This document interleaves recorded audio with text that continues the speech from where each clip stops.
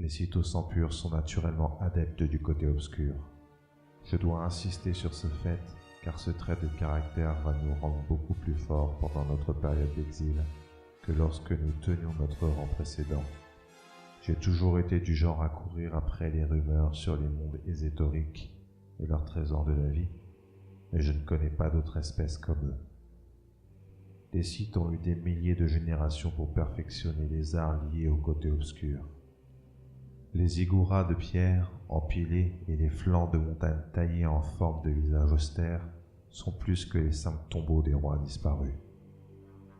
Lorsque l'on se trouve au croisement de ces monuments architecturaux mystiques, on ressent un souffle de vent et une décharge électrique. Les angles de ces mausolées correspondent aux énergies ésotériques de la force. Sur la planète de Korriban, où il n'y a rien d'autre à faire que des tombeaux, même la poussière semble déclencher de l'énergie de la force. La vallée de Golg est bordée de monuments qui étaient là longtemps avant que les ailes ne marchent dans Coruscant. Peu après nous être réinstallés à Ziost, je suis retourné à Korriban avec quelques prêtres et une importante escorte d'esclaves pour déceler les tombeaux. J'avais le sentiment que c'était le bon moment pour les piler. En pénétrant dans le premier édifice que nous avions choisi pour la cible, le cloître de Bilius Tormente, j'ai remarqué que les couloirs grouillaient de lanceurs de fléchettes et qu'ils étaient bordés de colonnes s'effondrant au moindre pas. J'ai perdu une quarantaine d'esclaves, mais c'est à peine si leurs cadavres sembleront déplacés en cet endroit. Les tombeaux scellés contenaient les corps des seigneurs défunts, mais aussi ceux de leurs serviteurs momifiés par le désert.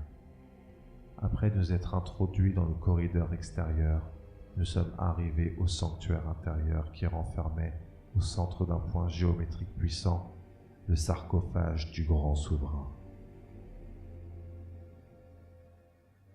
À la fin de notre 7e jour, malgré le nombre d'esclaves qui diminuait, nous pénétrâmes dans le sanctuaire de Sakrakla. Ce tombeau sacré n'avait apparemment pas été inquiété depuis qu'il avait été scellé plus de 10 000 ans auparavant. Il regorgeait de merveilles. J'y ai trouvé des manuscrits détaillant l'alchimie sith, puis le corps embaumé d'un Terentatek. 6 esclaves supplémentaires sont tombés entre les mains d'un groupe avide de Tukata. Et le plus impressionnant de tout, j'ai découvert l'holocron du roi Nagru. Oui, les holocrons existent dans le monde des Sith. Les holocrons Sith, technologiquement identiques à ceux des Jedi de la République, sont plus perfectionnés vis-à-vis du côté obscur, ce qui les rend au final supérieurs. Les érudits savent qu'un holocron, une boîte à claire-voie pure comme le cristal, est capable de contenir un nombre pratiquement infini de données d'une grande valeur.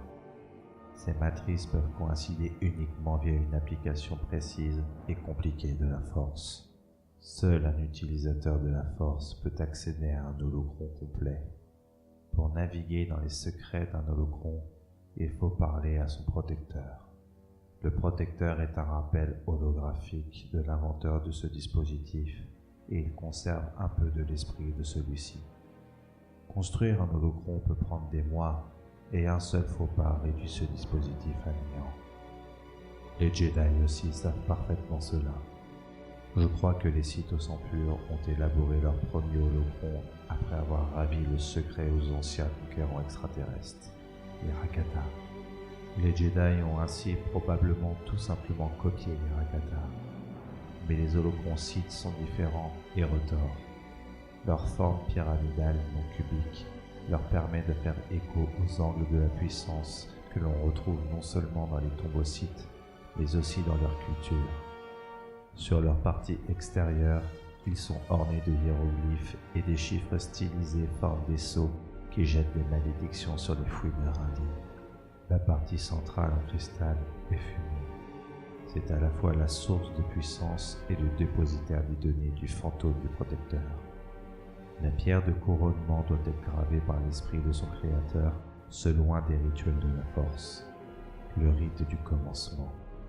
Si l'on détruit la pierre de couronnement, le protecteur sera libéré, et il est sage de s'enfuir plutôt que de se trouver face à un spectre assoiffé de vengeance.